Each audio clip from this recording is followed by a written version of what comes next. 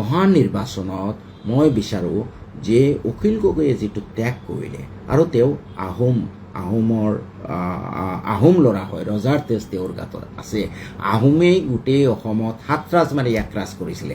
গতিকে উপযুক্ত আহোম হ'লে তেওঁহে আমাৰ হিন্দু মুছলমান সকলোকে লগত লৈ আগবাঢ়িব পাৰিব। আৰু অতীতৰ কৰ্মৰাজিৰ পৰা দেখিছোঁ অখিল আজিয়ে বিধায়ক হৈছে, তাৰ কিমান আগৰ পৰা এই কৃষকৰ কাৰণে আন্দোলন কৰি আছে। He is a very good activist. গতিকে ভাই, আৰু এইবাৰ বিশেষকৈ ধুবুৰীত তেওঁ যিটো অনুকম্পা দেখুৱালে মোৰ হৃদয় বিগলিত হৈছে যে কংগ্ৰেছে যদি এই 5টা চৰ্ত মানি লয় হয়তো মই কংগ্ৰেছৰ পৰাই ইলেকশ্যন খেলিম, কিন্তু মই বিচাৰিম অখিলক মিয়া মানুহে এটা প্ৰতিদান দিয়ক, উপহাৰ দিয়ক, কৃতজ্ঞতা প্ৰকাশ কৰক। CPM-ৰ নিচিনা যাতে অখিল নহয়। আৰু যদি কংগ্ৰেছে নামানে, মই এতিয়া সিদ্ধান্ত লৈছোঁ অখিলে মোক টিকেট দিয়ক নিদিয়ক, মই অখিলৰ এজন সৈনিক হিচাপে অখিলক মই যাতে অখিল বিধানসভাত থাকে, যাতে অখিলে এই অখিল গগৈয়ে যাতে আমাৰ যিখিনি ডিপ্ৰাইভড ছেকশ্যন, নট অনলি মুছলমান, হিন্দু মুছলমান সকলো তেওঁলোকৰ হৈ যাতে মাত মাতিব পাৰে, কৃষকৰ কাৰণে যাতে মাত মাতিব পাৰে, তাৰ কাৰণে অখিল গগৈ এটা ষ্ট্ৰং শক্তি হৈ থাকক। মই ইতিমধ্যে সিদ্ধান্ত লৈছোঁ যে কংগ্ৰেছেতো মোৰ চৰ্ত মানি লোৱাৰ প্ৰায় সম্ভাৱনা নাই। অখিলৰ লগত মই কোনো কথাও পতা নাই যে অখিলৰ ৰাইজৰ দলৰ হৈ মই কাম কৰিম, অখিলক মই শক্তিশালী কৰিম।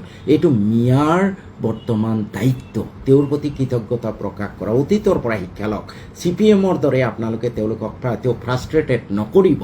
আৰু কোনোবা ধৰ্ম নিৰপেক্ষ মানৱীয় গুণ বিশিষ্ট হিন্দু মানুহৰ নেতৃত্বতে আমি এতিয়া আগবাঢ়িব যাব লাগিব বুলি মোৰ ধাৰণা। এইখিনি সামগ্ৰিকভাৱে ক'লোঁ, বাকী সিদ্ধান্ত আপোনালোকৰ। অহা নিৰ্বাচনত মই বিচাৰোঁ যে অখিল গগৈয়ে যিটো ত্যাগ কৰিলে আৰু তেওঁ আহোম ল'ৰা হয়, ৰজাৰ তেজ তেওঁৰ গাত আছে। আহোমেই গোটেই অসমত 7 ৰাজ মাৰি 1 ৰাজ কৰিছিলে। গতিকে উপযুক্ত আহোম হ'লে তেওঁহে আমাৰ হিন্দু মুছলমান সকলোকে লগত লৈ আগবাঢ়িব পাৰিব। আৰু অতীতৰ কৰ্মৰাজিৰ পৰা দেখিছোঁ অখিল আজিয়ে বিধায়ক হৈছে, তাৰ কিমান আগৰ পৰা এই কৃষকৰ কাৰণে আন্দোলন কৰি আছে। He is a very good activist. গতিকে ভাই, আৰু এইবাৰ বিশেষকৈ ধুবুৰীত তেওঁ যিটো অনুকম্পা দেখুৱালে মোৰ হৃদয় বিগলিত হৈছে যে কংগ্ৰেছে যদি এই 5টা চৰ্ত মানি লয় হয়তো মই কংগ্ৰেছৰ পৰাই ইলেকশ্যন খেলিম, কিন্তু মই বিচাৰিম অখিলক মিয়া মানুহে এটা প্ৰতিদান দিয়ক, উপহাৰ দিয়ক, কৃতজ্ঞতা প্ৰকাশ কৰক। CPM-ৰ নিচিনা যাতে অখিল নহয়।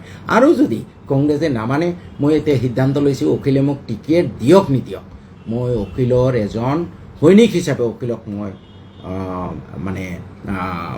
যাতে অখিল বিধানসভাত থাকে, যাতে অখিলে এই অখিল গগৈয়ে যাতে আমাৰ যিখিনি ডিপ্ৰাইভড ছেকশ্যন, নট অনলি মুছলমান, হিন্দু মুছলমান সকলো তেওঁলোকৰ হৈ যাতে মাত মাতিব পাৰে, কৃষকৰ কাৰণে যাতে মাত মাতিব পাৰে, তাৰ কাৰণে অখিল গগৈ এটা ষ্ট্ৰং শক্তি হৈ থাকক। মই ইতিমধ্যে সিদ্ধান্ত লৈছোঁ যে কংগ্ৰেছেতো মোৰ চৰ্ত মানি লোৱাৰ প্ৰায় সম্ভাৱনা নাই। অখিলৰ লগত মই কোনো কথাও পতা নাই যে অখিলৰ ৰাইজৰ দলৰ হৈ মই কাম কৰিম, অখিলক মই শক্তিশালী কৰিম। এইটো মিয়াৰ বৰ্তমান দায়িত্ব, তেওঁৰ প্ৰতি কৃতজ্ঞতা প্ৰকাশ কৰা, অতীতৰ পৰা শিক্ষা লওক। CPM-ৰ দৰে আপোনালোকে তেওঁক ফ্ৰাষ্ট্ৰেটেড নকৰিব।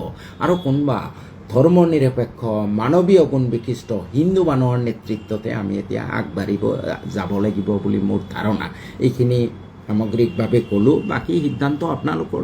যিকোনো খবৰৰ বাবে যোগাযোগ কৰক 7099017330 লগতে 7099017110 নম্বৰত।